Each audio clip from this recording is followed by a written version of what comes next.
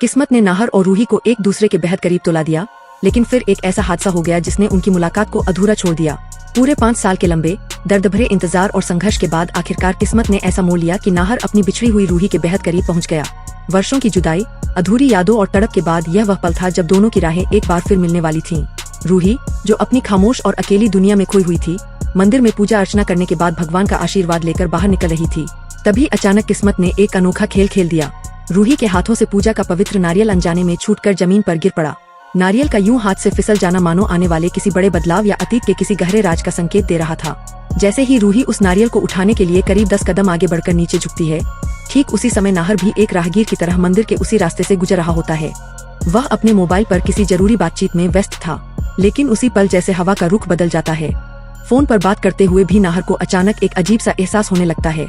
ऐसा लगता है मानो उसकी रूह ने अपनी रूही की मौजूदगी को महसूस कर लिया हो। दूसरी तरफ जैसे ही रूही नीचे झुकती है, उसके भीतर दबी हुई पुरानी यादें अचानक जागने लगती है। उसका सिर तेजी से घूमने लगता है और धुंधली यादों का एक तूफान उसके मन में उठ खड़ा होता है। कुछ अधूरे चेहरे, कुछ बिखरी हुई यादें और कुछ अनजाने एहसास उसे बेचैन कर देते हैं। रूही खुद भी समझ नहीं पाती कि अचानक उसके साथ यह सब क्यों हो रहा है और ये धुंधले दृश्य आखिर किससे जुड़े हुए हैं। उधर नाहर फोन पर बात करते हुए कुछ कदम आगे तो बढ़ जाता है, लेकिन वह अनजाना एहसास उसका पीछा नहीं छोड़ता। उसके दिल में लगातार बेचैनी बढ़ती जाती है।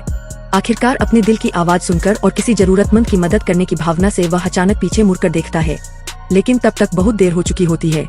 नाहर की बेचैन आंखें उस जगह को तलाशती रह जाती है जहां उसे कुछ पल पहले किसी की मौजूदगी का एहसास हुआ था, मगर वहां रूही नहीं होती।